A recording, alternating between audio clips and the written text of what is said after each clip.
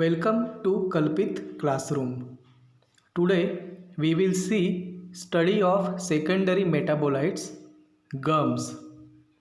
First of all, we should know what are secondary metabolites. So, the analysis of plant, fungal and microbial cells shows presence of thousands of compounds other than primary metabolites.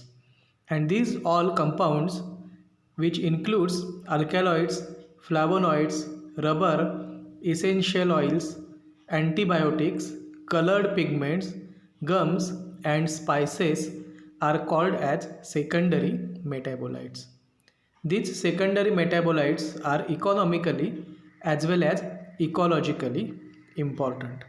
So whenever we do analysis of plant, fungal or microbial cell, we will get thousands of compounds which are different than primary metabolites, and all these compounds are called as secondary metabolites. All types of secondary metabolites are economically and ecologically important. And today I will speak gums as a secondary metabolite. So what are gums? Gums are polysaccharides of natural origin. They are found as natural cementing substances between the plant cells. They are also found as decomposition products of cellulose as a result of the process called gummasis. So in simple words, we can say that gums are natural in origin, and natural gums are nothing but the polysaccharides of natural origin. In Marathi, gums are known as drink. तुम्हाला सगळ्यांना drink हे छानपैकी माहिती असेलच. डिंकाचे लाडू असतात. सो drink म्हणजेच गम. आणि असं वेगवेगळ्या झाडांमध्ये जे काही गम असणार आहे किंवा जे डिंक येणार आहे ते नॅचरल ओरिजिनचं असणार आहे. And that gum is made up of polysaccharides of natural origin. And they are found as natural cementing substances between plant cells. Gums are also found as decomposition products of cellulose as a result of process called as gummasis. So simple words मध्ये gums म्हणजे drink. Now we will see what are the sources of gums. Most often these gums are found in the woody elements of plants or in seed coatings. Natural gums can be classified according to their origin, and depending upon the sources, the type of gums may differ.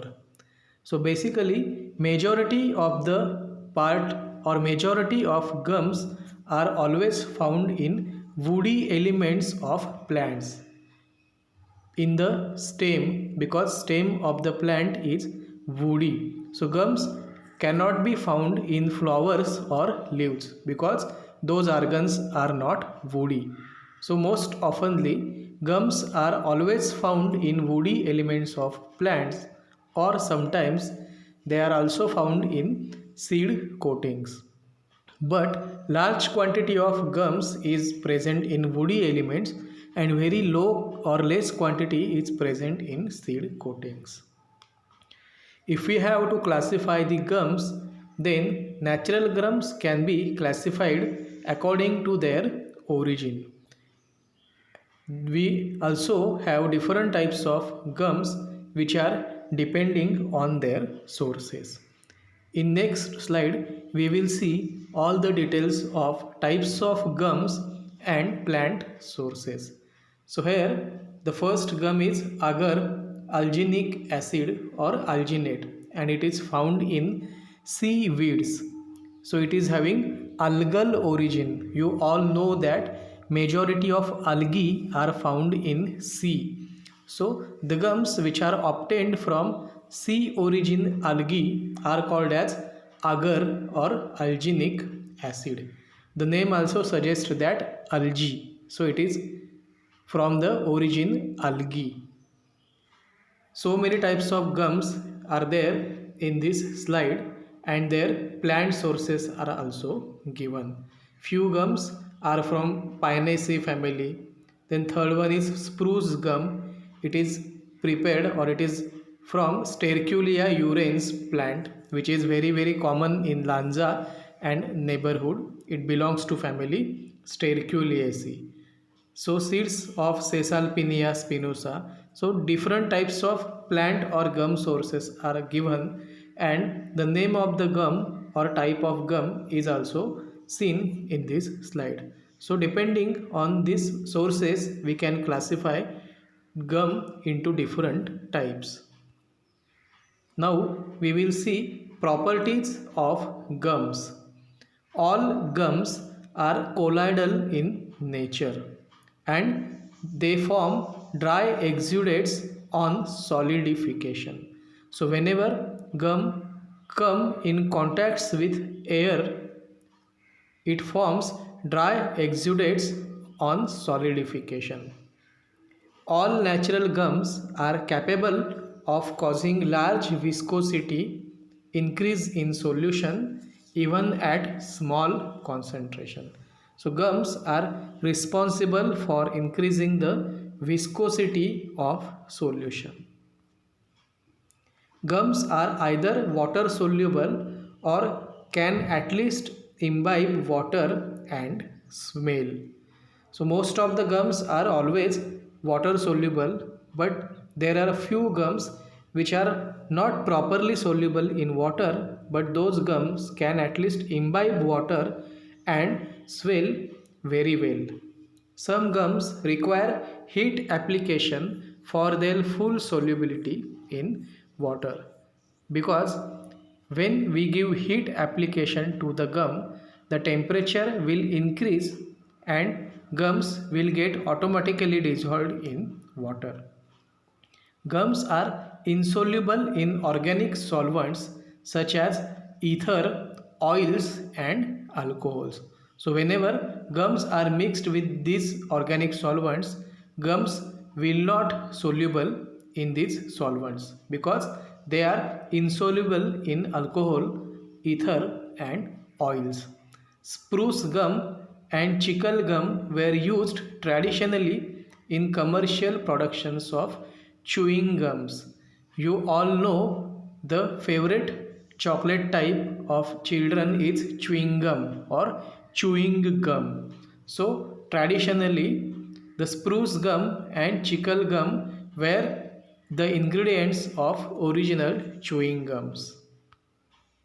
Now we will proceed further with medicinal uses of gums.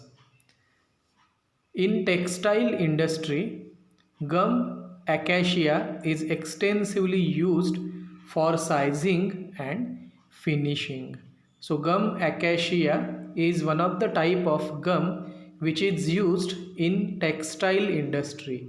Textile industry means the industry of production of different types of clothes, and for that purpose gum acacia is used in sizing and finishing of textile products. In paper industry, gum acacia and gum ghatti are used as adhesives and stabilizers. So paper industry means industry which produces different types of papers, notebooks, books and all such type of material.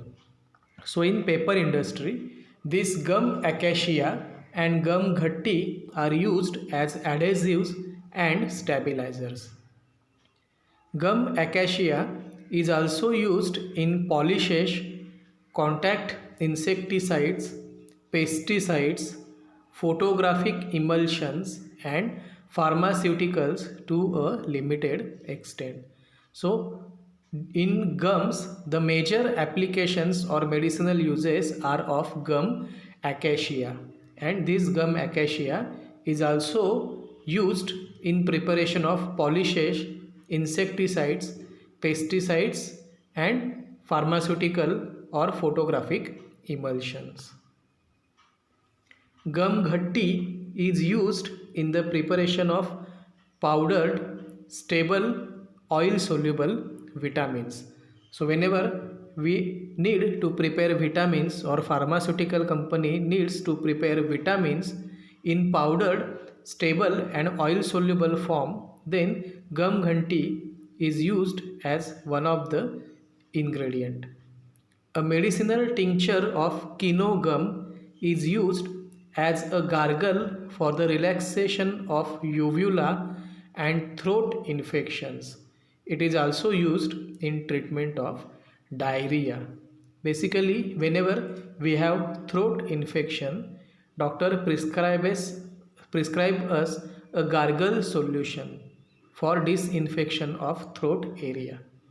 So, medicinally, tincture of kino gum is used as a gargle for relaxation of uvula and throat infection, and it is also used in treatment of diarrhea.